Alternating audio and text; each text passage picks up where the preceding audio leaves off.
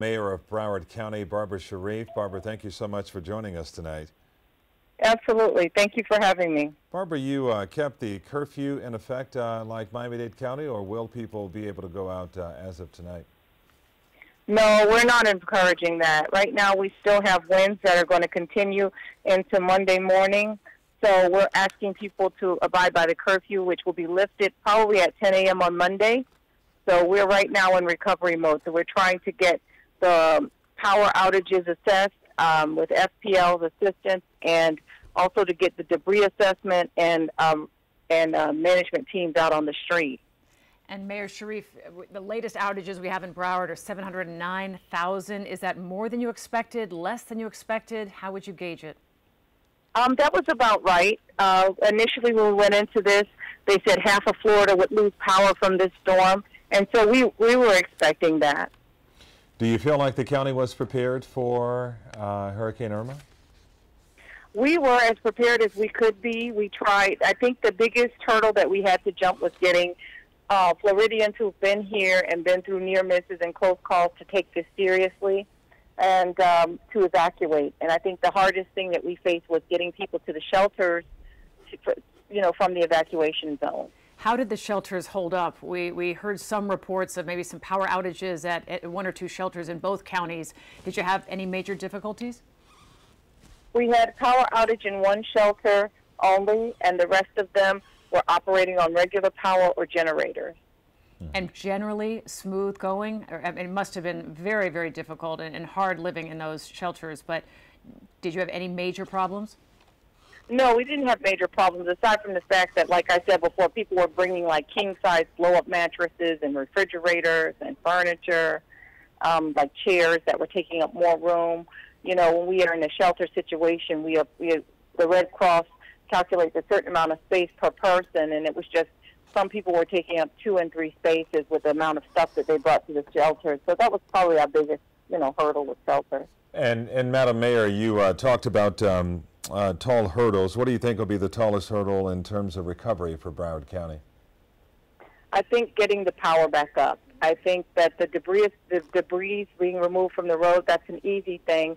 But when you're talking about restoring power to people and you don't really know why all of them are out, or they're not all out for the same reason, that's going to be a difficult thing to accomplish. And how is your family holding up? I'm sure with everything you've been going through, it's very difficult to keep up with your own family and extended family. So we're in Miramar. We've experienced some of the worst of the rain and the winds. I live in South County in Country Club Ranches, and we have, from 2:30 yesterday, we were without power. So we're just making do, but everything is fine. I mean, we got the trees down, and, there's some neighbors that have flooding. But other than that, I mean, we've been pretty lucky in this area. And I guess, Madam Mayor, the $64,000 question is always, what would you do differently knowing what you know now about Hurricane Irma? I wouldn't do anything differently, but what I would do is ask people to do things differently, meaning that ask them to evacuate earlier. We were trying to provide a safe harbor and a safe shelter for those out there. We haven't had any reported deaths, but our goal was just to really make sure that we didn't have any deaths related to this storm. So hopefully that'll hold out, and we'll see what happens tomorrow. Are your first responders already getting out there? First responders won't go out with the winds above 45 miles per hour. So in certain areas, we've been gusting anywhere from 55, 80, 100 miles per hour winds. So I don't think first responders are out yet. And Mayor Sharif, I know this is sort of not your area and more of a question for Scott Israel, your sheriff, but earlier today we saw some looters in Fort Lauderdale going into some of the businesses. I don't know if you had a chance to see the video, but not once but twice they hit a Foot Locker and they hit another shoe store. What are your thoughts about that, knowing that you had a curfew in effect and yet some people were able to get out there and vandalize and go into some of these businesses and commit those crimes? Well, that's a shame that people have taken advantage of this situation like this, but as far as looting, I haven't had a lot of reports of that. I heard that there was some of that in Fort Lauderdale, but yes, I think that probably would be a question that's better posed to the sheriff.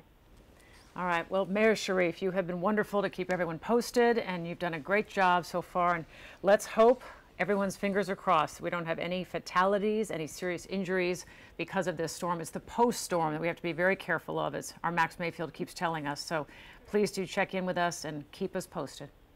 I will. Thank you so much.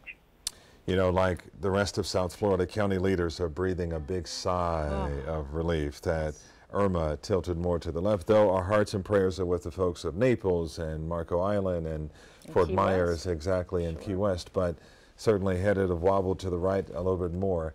We'd be having a very different conversation with her.